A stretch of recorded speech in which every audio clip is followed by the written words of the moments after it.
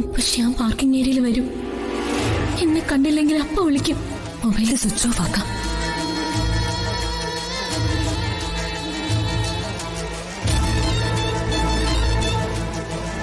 ഇവിടെ കാണുമെന്നാണല്ലോ വർഷ പറഞ്ഞത്.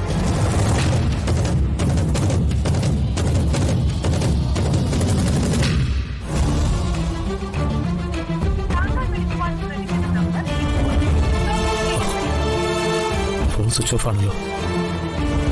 വർഷ എവിടെ പോയി?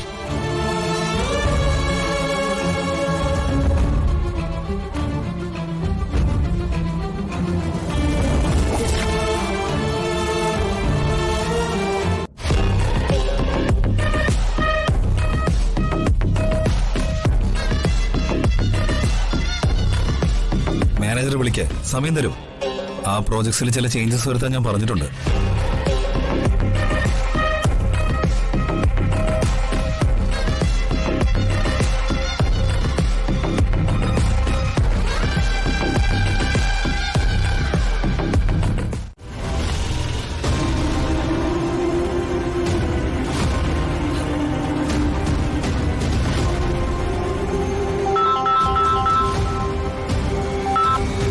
വർഷ, നീ ഇതെന്ത് പണിയാ കാണിച്ചത്?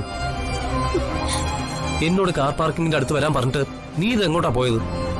ശ്യാമേ, ഞാൻ കാർ പാർക്കിങ്ങിന്റെ അടുത്ത് ശ്യാമിനെ വെയിറ്റ് ചെയ്ത് നിൽക്കുമായിരുന്നു.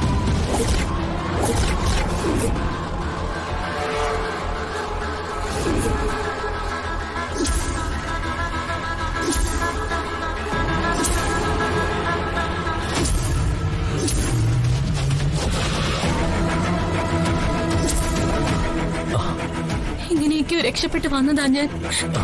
സോറി വർഷ, ഞാനത് അറിഞ്ഞില്ല.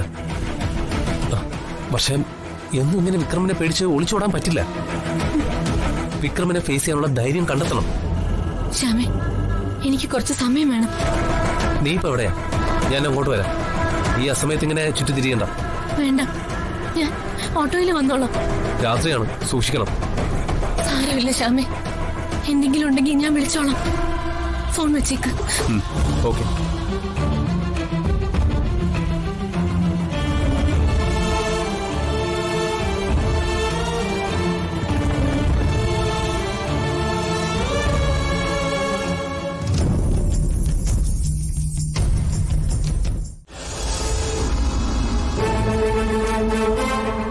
തറവാട്ടിലെ ഒരേ ഒരു പെൺകുട്ടിയായ ചന്ദ്രികയ്ക്കാണ് ഭൂരിപക്ഷം സ്വത്തിന്റെ അവകാശം. അമ്മ വേണ്ടെന്ന് വെച്ച് തറവാട്ട് സ്വത്ത് മക്കൾക്ക് കിട്ടാനുള്ള വകുപ്പ് എന്തെങ്കിലും ഉണ്ടോ എന്നാ അറിയേണ്ടത്. ഇതും ഒരു കോംപ്ലിക്കേറ്റഡ് കേസാണല്ലോ മനോജ്.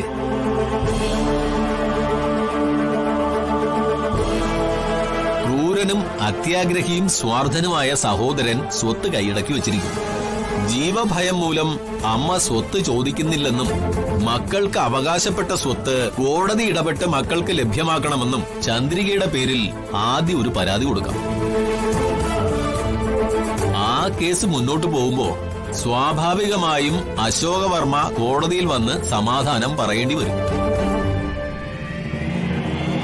അപ്പോ പ്രയോഗിക്കേണ്ടതായ ലോ പോയിന്റുകൾ അതൊക്കെ കേസ് ശരിക്കും പഠിച്ച് കണ്ടെത്തിക്കൊള്ളാം.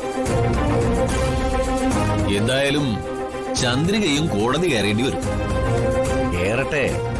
മക്കളെ തോൽപ്പിക്കാനായി അച്ഛനമ്മമാർ അരയും തലയും മുറുക്കുമ്പോ മക്കളും കച്ചമുറുക്കി ഇറങ്ങണമല്ലോ. കോവിലകം വക സ്വത്ത് കേസ് അനുകൂലമായി വിധിക്കുമെങ്കിൽ നമുക്ക് ഓരോരുത്തർക്കും കോടികൾക്ക് മേൽ വിഹിതം കിട്ടിയിരിക്കും. കിട്ടണമല്ലോ. അതിനല്ലേ നിങ്ങൾ ഈ വക്കീലിനെ തന്നെ തേടി വന്നത്.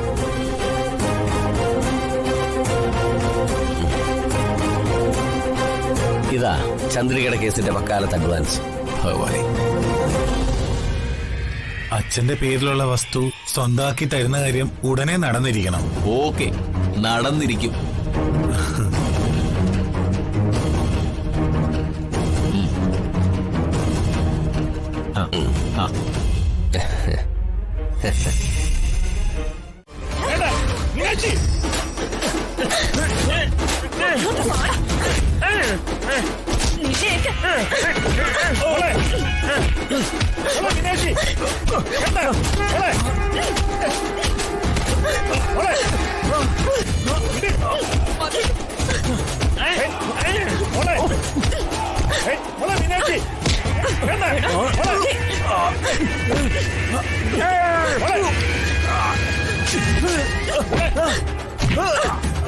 ചെയ്യില്ലേ അവര് വിട്ടേക്ക്.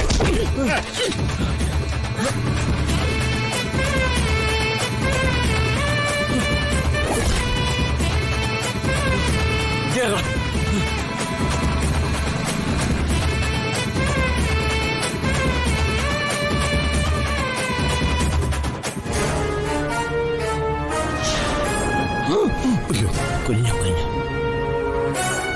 അച്ഛാ അമ്മേ ദേ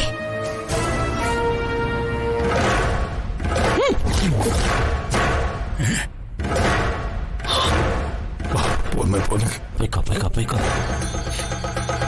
ദേവി, നമ്മുടെ മക്കൾ തന്നെയാണല്ലോ ഇത് ചെയ്യിച്ച്.